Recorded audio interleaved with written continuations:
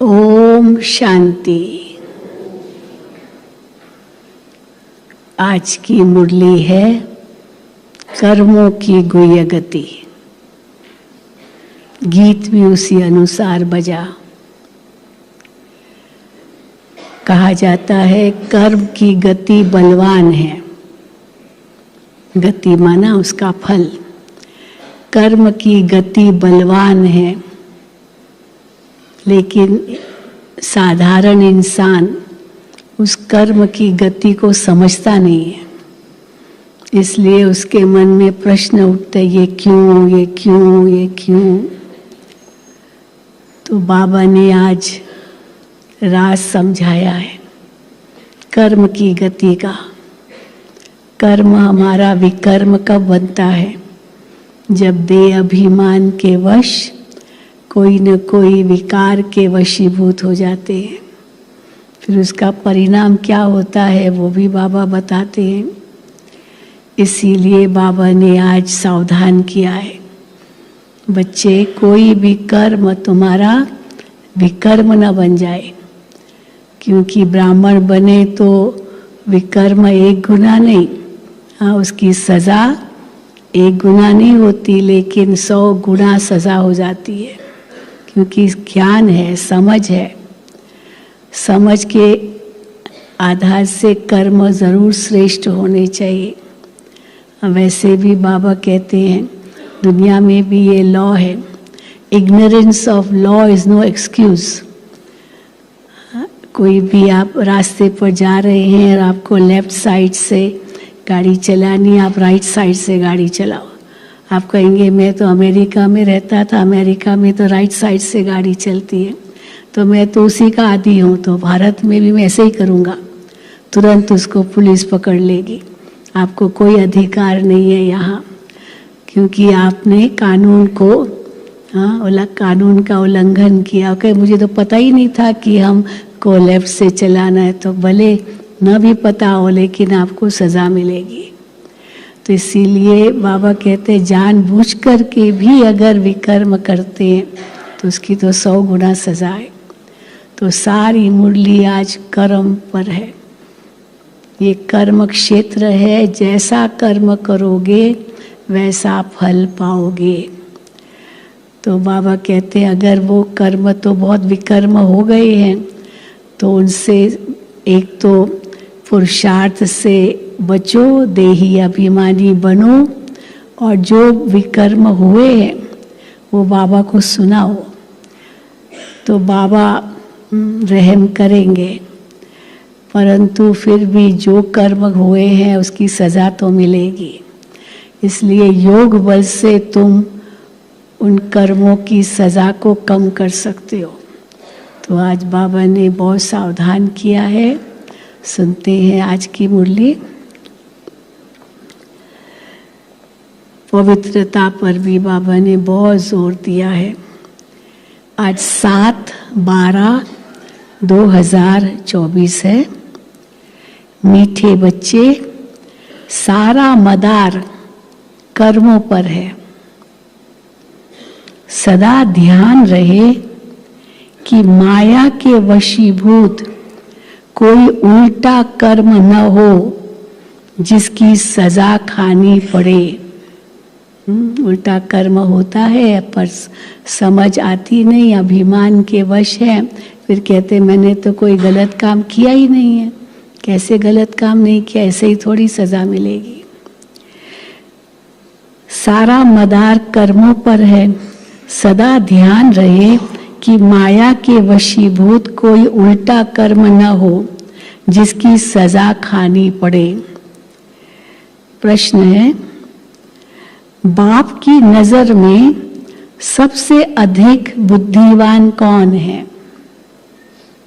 बाप की नजर में सबसे अधिक बुद्धिमान कौन है? कई उत्तर मिल सकते हैं, लेकिन बाबा कहते हैं उत्तर है जिनमें पवित्रता की धारणा है।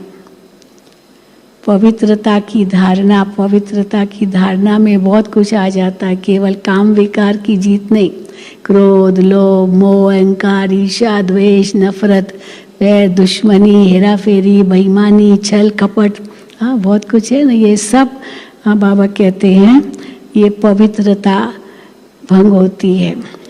तो जिनमें पवित्रता की धारणा है वही बुद्धिवान है, और जो पतित हैं वो बुद्धिहीन है।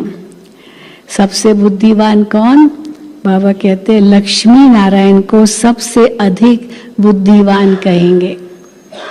नहीं तो बाबा कई बार कहते वो तो रॉयल बुद्धू है, लेकिन सबसे अधिक बुद्धिवान इस समय बनते हैं, जिसके कारण इतना ऊंच पद भविष्य में पाते हैं।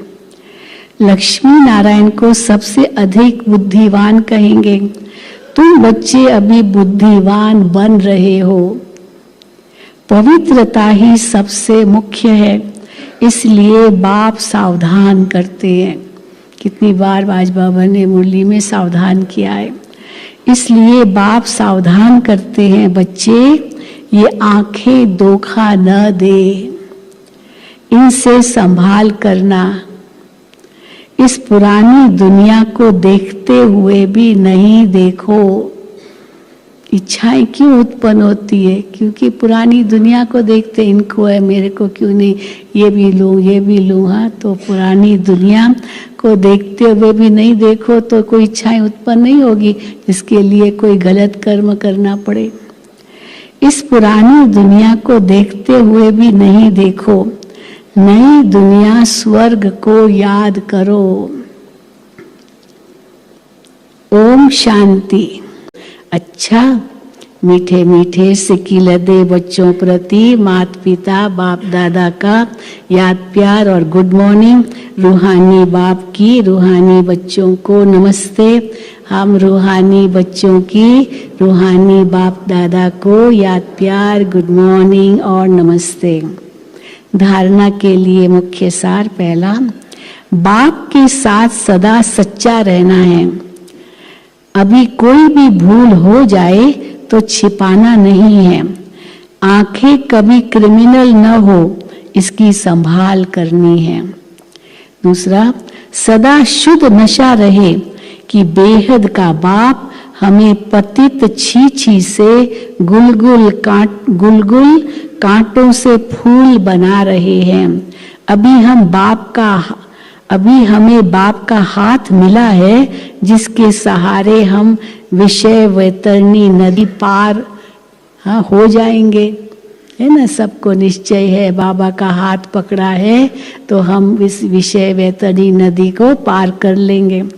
वरदान, पावरफुल ब्रेक द्वारा सेकंड में नेगेटिव को पॉजिटिव में परिवर्तन करने वाले स्व परिवर्तक भव। पावरफुल ब्रेक द्वारा सेकंड में नेगेटिव को पॉजिटिव में परिवर्तन करने वाले स्व परिवर्तक भव।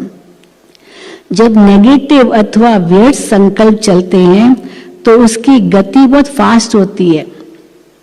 नेगेटिव की तो बहुत ही फास्ट होती है, व्यर्थ की चलो थोड़ा उससे कम, लेकिन नेगेटिव की तो बहुत फास्ट। तो दोनों की गति बहुत फास्ट होती है। फास्ट गति के समय पावरफुल ब्रेक लगाकर परिवर्तन करने का अभ्यास चाहिए। वैसे भी जब पहाड़ी पर चढ़ते हैं तो पहले ब्रेक को चेक करते हैं। बड़ी बड़ी ट्रकें होती है, बहुत माल उनको लेके जाना चढ़ाई पर, पहाड़ पर, तो ब्रेक तो बहुत पावरफुल चाहिए, नहीं तो कितने एक्सीडेंट्स हो सकते हैं। तो बाबा कहते हैं पहाड़ी पर चढ़ते हैं तो पहले ब्रेक को चेक करते हैं। तो आप अपनी ऊंची स्थिति बनाने के लिए संकल्पों को सेकंड में ब्रेक देने का अभ्यास बढ़ाओ। बहुत सामान होते हैं ना ट्रक में, तो वैसे नहीं फास्ट चल सकते हैं, वो धीरे धीरे भी चलते हैं कि कभी भी ब्रेक लगानी पड़े। तो इसीलिए आप अपनी ऊंची स्थिति बनाने के लिए संकल्पों को सेकंड में ब्रेक देने का अभ्यास बढ़ाओ। जब अपने संकल्प व संस्कार एक सेकंड में नेगेटिव से पॉजिटिव में परिवर्तन कर लेंगे, तब क्या होगा? तब स्व परिवर्तन से विश्व परिवर्तन का कार्य संपन्न होगा। स्लोगन, स्वयं प्रति और सर्व आत्माओं के प्रति श्रेष्ठ परिवर्तन की शक्ति को कार्य में लाने वाले ही सच्चे कर्म योगी है। सच्चे कर्म योगी किसको कहेंगे?